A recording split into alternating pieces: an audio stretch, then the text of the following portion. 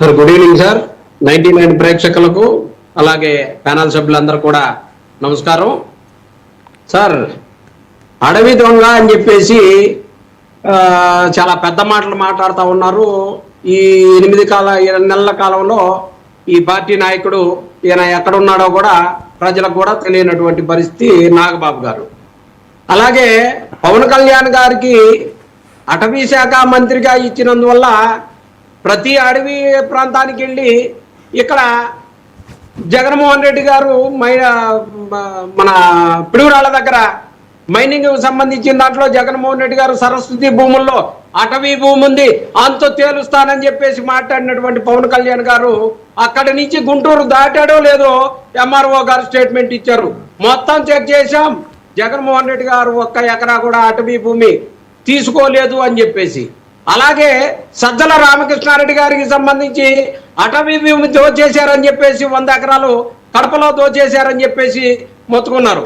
అక్కడి నుంచి కర్నూలు దాటే లోపే మళ్ళీ అక్కడ ఎంఆర్ఓ వచ్చి అక్కడ స్టేట్మెంట్ ఇచ్చినటువంటి పరిస్థితి. అలాంటిదేమీ లేదు, వాళ్ళు ఎప్పుడో పూర్వీకులుగా కొనుక్కున్నటువంటి పొలాలేనని చెప్పేసి.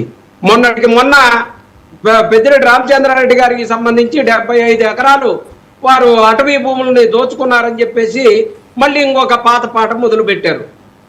చంద్రబాబు నాయుడు గారు పెద్దిరెడ్డి రామచంద్రారెడ్డి గారికి బద్ధ శత్రువైనటువంటి చంద్రబాబు నాయుడు గారు 14 సంవత్సరాలు ముఖ్యమంత్రిగా ఉంటే 14 సంవత్సరాల్లో 3 సార్లు విచారణ చేపించి 1 ఎకరా కూడా వెనక్కి తీపించుకోలేనటువంటి పరిస్థితి. అలాగే మరో ముఖ్యమంత్రి కిరణ్ కుమార్ రెడ్డి గారు బద్ధశత్రువుగా ఉన్నటువంటి పెద్దిరెడ్డి గారికి బద్ధశత్రువైనటువంటి ఆయన కూడా మళ్ళీ ఒక విచారణ చేపించినటువంటి పరిస్థితి. అయినా కానీ అరాకరం కూడా ఆయన కూడా అటవీ భూమి ఉన్నదని చెప్పేసి చెప్పనటువంటి పరిస్థితి. ఈ రోజు కూడా ఖచ్చితంగా విచారణ చేయమనండి, ఎకరం కూడా వీళ్ళు బయటికి తీయలేరు. కారణం ఏంటంటే ఆయన కొనుక్కున్నది ఎప్పుడో 1981లోనో ఎప్పుడో వాళ్ళు కొనుక్కున్నారు. ఆ కుటుంబానికి సంబంధించి అన్ని చక్కగానే ఉన్నాయని చెప్పేసి చెప్తారు. చిన్నపరెడ్డి గారు ఈ నేటి పొంగనూరు పుష్ప అంటారట నిజమా? ఈయన అక్కడ